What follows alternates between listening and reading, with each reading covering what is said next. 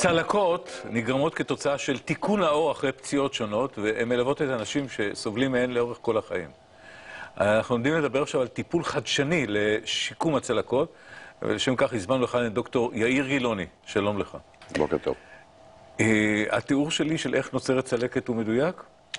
התיאור שלך לא תיארת איך נוצרת צלקת, אבל בהחלט הצלקת זה סוג של ריפוי של הגוף, וככל שאנחנו מקבלים את הצלקות מוקדם יותר, הריפוי הוא מהיר יותר, וכתוצאה מהמהירות של הריפוי נוצרת הצלקת.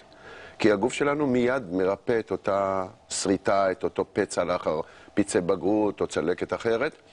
ככל שהוא מרפא את זה יותר מהר, הצלקת נשארת יותר עמוקה. כי הגוף עושה את הפעולה מהר יותר.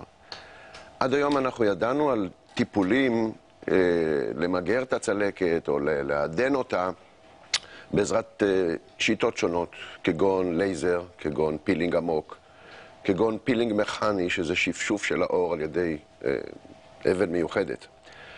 כל הפעולות האלה לא הביאו לשיפור טוב, והבעיה איתם שהם גם גורמים לתופעות לוואי, כמו צלקות, כמו שינוי בצבע האור. אתה מתפטר מצלקת אחת ויוצר אחרת. כן, כי אם אתה עושה שיוף מכני עמוק מדי, והגעת לדרמיס, שזה השכבה העמוקה יותר, פגעת, אותה צלקת תהיה רק יותר גדולה. שינויים בצבע האור, היפרפיגמנטציה, כלומר אזורים כהים באותם מקומות, או אזורים בהירים יותר. וגם, בוא נאמר שאין תופעות לוואי, גם אז השיפור בצלקות הוא מינורי. מדובר 15-20% הצלחה.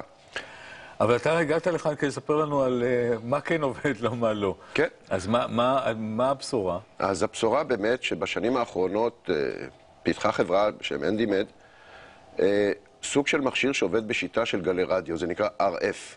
המכשיר הזה למעשה הוא באמת בשורה, כי אתה מניח את הראש של המכשיר על פני האור, הוא שולח גלי רדיו לעומק. מה היתרון שלו? שהוא טוב לכל סוגי האור. הוא לא פוגע בחלק החיצוני של האור, הוא רק מניח את הראש עליו, והוא שולח גלי רדיו פנימה לעומק.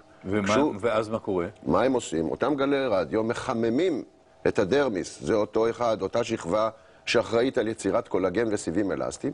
כאשר אנחנו עושים את זה, מחממים את האור הפנימי, הוא מתחיל לייצר סיבים אלסטיים ורקמת קולגן שסותמת, שממלאה את אותם חללים מהחלק העמוק החוצה. מדובר פה באמת בסדרה של בסביבות 4 או 5 טיפולים, תלוי באמת... על פני כמה זמן? אחת לחודש. אחת לחודש. מדובר פה בטיפול שאנחנו צריכים לתת לרקמת האור להתחדש, וזה לוקח פרק זמן של 3-4 שבועות, זה הזמן שהאור משתקם. לאחר מכן עושים עוד טיפול. ככל שהצלקת יותר עמוקה, נדרשים יותר טיפולים. אבל את השיפור ניתן לראות כבר מטיפול מספר 1.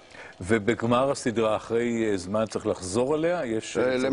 למעשה לא צריך לחזור על הדברים האלה, במידה ומדובר בצלקות, כי המכשיר עושה גם מיצוק של האור, אבל נעזוב את זה לרגע, לגבי אותם אלה שסובלים מצלקות.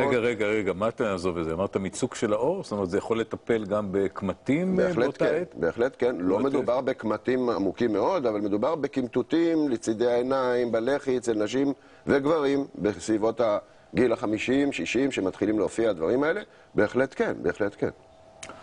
אז עוד 20 שנה אני אתחיל לטפל בזה, אני חושב, מקרוב. ושאלה האחרונה, בוא נבין בדיוק למי זה מיועד. אמרת, אם מדובר בניתוחים משמעותיים או פציעות קשות, לא על זה אנחנו מדברים. לא, אנחנו מדברים על חתחתים, על אותם צלקות באור שאנחנו רוצים לטפל בהם.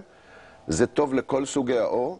אין שום בעיה פה בסוג האור, וזה יתרון מאוד גדול, כי בלייזר או בדברים האחרים אי אפשר לטפל בנשים כהי אור. כי בכהי אור זה עושה שינויים בצבע האור. פה יש לנו את הנושא הזה שהוא ללא שום בעיות בכל סוגי האור. דוקטור גילוני, העברת אותנו בדרך החתחתים, ואנחנו שמחים. תודה רבה לך.